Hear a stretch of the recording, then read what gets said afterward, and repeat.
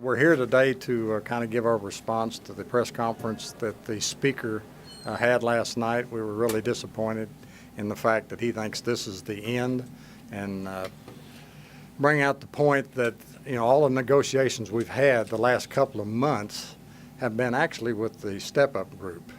And the proposal that we voted on last night was really a proposal that they brought and they presented to us. It wasn't negotiations with anybody else in this building. It certainly wasn't with the speaker.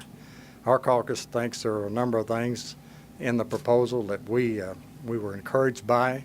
We're extremely encouraged by the fact that they think that new revenue needs to be brought in to the budget process. And so that, from that standpoint, our negotiations were very fruitful with the step-up group.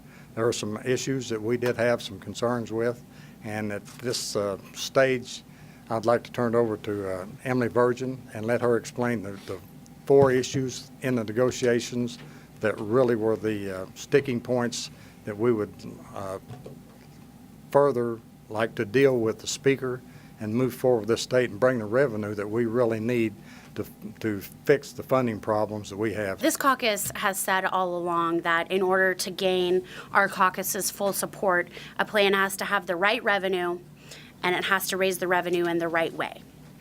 Not only to fund a teacher pay raise and a state employee pay raise, but get resources into the classroom and fund other services that the citizens of this state depend on. Last night's plan didn't do those things. Last night's plan didn't buy one new textbook or put one new dollar into higher education and so many other state agencies that have been cut drastically over the last 8 years. What revenues last night's plan did raise, it didn't do the right way. It didn't restore any of the failed income tax cuts over the last few years that have led to several revenue failures, and it placed the burden of funding teacher pay raises on the backs of those who can least afford it, instead of asking the oil and gas industry and the wealthiest Oklahomans to pay their fair share. We have not been secretive about what we've been asking for in this entire process. We have communicated these things to Republican leadership, Republican members, and to the Step Up Coalition several times. So again, the things that we're asking for in any revenue package, a fair and equitable income tax plan that includes an increase in the standard deduction that was given by the federal government and President Trump's tax plan, a restoration of the refundability of the earned income tax credit, and restoring the top income tax rate of 5.25% for those who are at the top, high income earners only. We don't want double taxation of the wind industry or any other renewable energy. Last night's plan, the step-up plan we saw, was a punitive effort by some in the oil and gas industry to punish some competitors, the wind industry, the solar industry, and other sources of renewable energy. We want a restoration of the gross production tax to at least 5% on all wells. And we want teacher pay raises and state employee pay raises, but we want them to be fully funded through fair and equitable sources of revenue. The speaker said last night, and you heard from the Public Employees Association, that a state employee pay raise was offered and that there was an amendment to the bill. Well, anybody who's familiar with the legislative process knows that when the vote is open, there are no amendments to the bill. That's not how the legislative process works. We talked about a state employee pay raise with Republican leadership and with some members of the Step Up Coalition, but they offered no way to pay for that state employee pay raise. We think it's irresponsible to promise state employees a pay raise knowing that the revenue isn't there.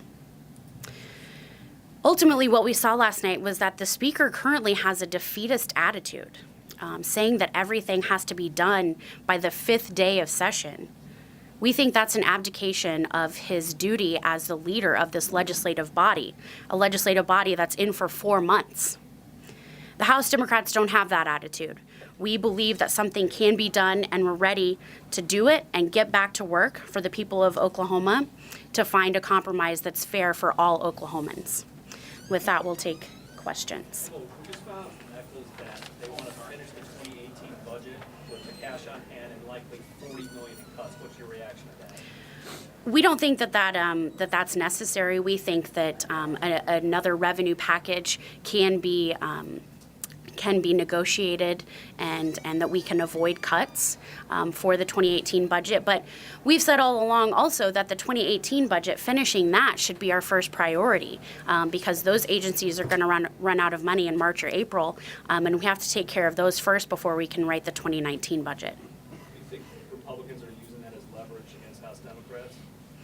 The cuts, absolutely. They're threatening cuts, and those cuts aren't necessary right now. We have the opportunity to come together and work on a compromise to avoid those cuts. We're just asking for the Speaker to come back to the table and negotiate with us to find something we can all agree on. What are you hearing about the 2018 budget, the one that you guys put on the balance sheet? What are you hearing about that? Well, I mean, that's not new. We've known that the 2018 budget was incomplete, and that was due to several things. First of all, the Republican majority passing an unconstitutional cigarette tax led to the 2018 budget being left unbalanced. And then the governor's veto led to the special sessions, but ultimately you can trace it all back to the unconstitutional way that they did the cigarette tax. So again, we stand ready to fix those, to fix the hole in the 2018 budget. But how are they going to do that? Have you heard anything? How are they going to fix that? We have not heard from the Speaker since last night, and we have made it clear that we're ready. I think we made it clear all day yesterday that even though we weren't supportive of the step-up plan, we were ready to do something else. Are you at all concerned that the revenue package offered yesterday is log rolling? There seems to be some disagreements on folks on that. Right. So this legislature does have a tendency to flaunt the Constitution at times, and we know that what the Supreme Court's views are on log rolling.